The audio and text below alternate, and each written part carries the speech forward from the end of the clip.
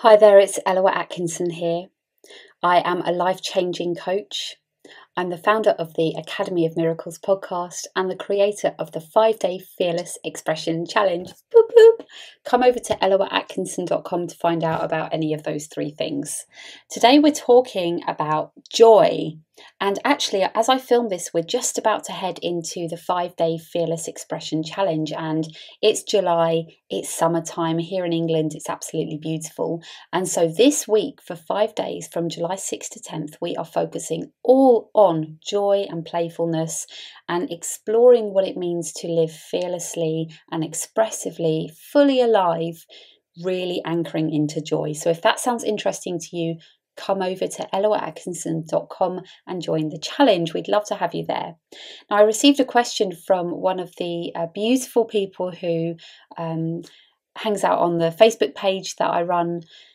And she says, Eloa, I have a question for you. How do you cultivate joy in your life? I'm releasing my need to control and to be so serious all the time. Yes, I realised that 3, 4, 5, 6-year-old me never learned how to play. I've been trying to give myself time to play and be joyful. Amazing. I spent time on a swing set last week and danced in my living room. Boop, boop, I love that. And I'm trying to remember to smile through my yoga practice. I would love to hear how you walk with joy in your life. And that's from Juliana. Jules, I want to say what a beautiful, stunning question with so much astute observation in it. And I want to say at the outset, I have no doubt that if you continue to step into your relationship with joy in the way that you described in your question, you're really going to cultivate super deep roots, a really beautiful, deep relationship with joy. So I've got a few things to say about that today. There's 4 main points I'd like to make. The first one is around emotion in general. So I experience joy as an emotional state. It's right up there at the top of the spectrum. And here's the thing, Brené Brown said that you cannot selectively numb emotion. You can't check certain boxes and say, I don't want to feel this, this, and this, guilt, shame, and pain, but I do want to experience joy. And, to do that, you have to go and take some kind of stimulant. You've got to go and put something into your body, a chemical, to actually activate those parts of your brain. But the payoff for that, the cost for doing that for me is absolutely not worth it at all. So here's my approach to it as a human being who's attempting to do the best I can to be conscious. I know that if I want to feel joy and wonder and awe and euphoria and love and a sense of transcendence and all those beautiful things at the top end of the spectrum, I also have to be able to feel full stop. And so that's my fundamental commitment. And I think that's really the first thing for anybody who wants to cultivate more joy to really get clear about within themselves is, okay, am I open? Am I willing? Would I be willing to get comfortable with the idea that I'm going to have to do a whole lot of feeling? If I want to feel joy, I'm going to have to feel all of it. And the thing is that every time we practice getting vulnerable and being tender and open and real, we also deepen our capacity for joy. So even feeling feelings that feel like they're really far away from joy is actually extending and deepening your ability to feel that joyfulness. So the second thing really is to ask the question, well, what is joy? And I've been pondering this a little bit. And where I have come to in myself is feeling that joy is a state. It's a state of intense happiness, a state of intense presentness as well. For me, joy is an incredibly present experience. And of course, being present doesn't always equal that you're going to be in a state of joy, but there is an ingredient for joy to occur of being present. Synonyms for joy, other similar words would be like ecstasy or euphoria or delight. Really it's like full-on happiness. I love the Richard Wagner quote, which says, joy is not in things, it is in us. And I think that's such an important thing to remember as we step into cultivating joy in our lives. Joy isn't found in a particular activity. I think actually what activities or things do is that they catalyze something within us. They open doors within us. Joy exists in here. So it's possible to just walk the dog and feel joy. It's possible to walk the dog and feel bloody miserable as well, let's be honest. But I really love that idea that it's something in me. And that's the third point I want to make. For me personally, Jules, and everybody watching this video, joy happens a lot more easily when I'm in a place within myself that is basically clear, loving, and just good. Like when I'm good in myself, then joy happens a lot more easily.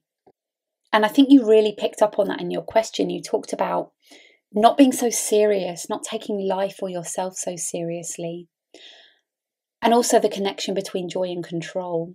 And one of the pervasive feelings that I have felt throughout my life is that I wasn't safe and that this world wasn't a safe place to be. And as I've cultivated that sense of safety, that inner foundation, that place inside me that feels unshakable, it's frequently shaken, but I come back to it time and again and go, this is an unshakable sense of safety. It's like joy has something to grow up from. It's like turning over soil. I'm cultivating really good soil for that beautiful sunflower to be able to grow.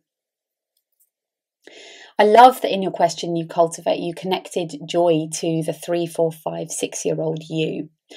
Joy for me is very playful. It's very childlike. It has that real quality of being in a state of letting go and spontaneity and not being up in my head, but just following instinct and allowing the dance between myself and life to occur. And at the same time, I think joy can be a quiet experience. I've been doing mandala colouring recently, and I've really felt a quiet contentedness, which feels joyful in those moments. But some of the activities that typically open the door to joy for me are engaging with the world from a really childlike place.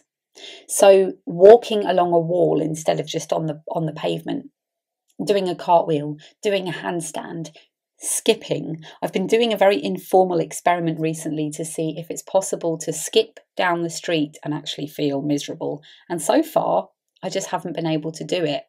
I can skip and feel sort of neutral or not feel that excited, but more often than not, the act of skipping connects me to something in my body, maybe a visceral memory, who knows, where I just actually feel really happy. And there's something about letting go in a public space. There's something about being silly in a big grown-up body, having a childlike experience going on the swing set that feels really I suppose it makes joy feel easier.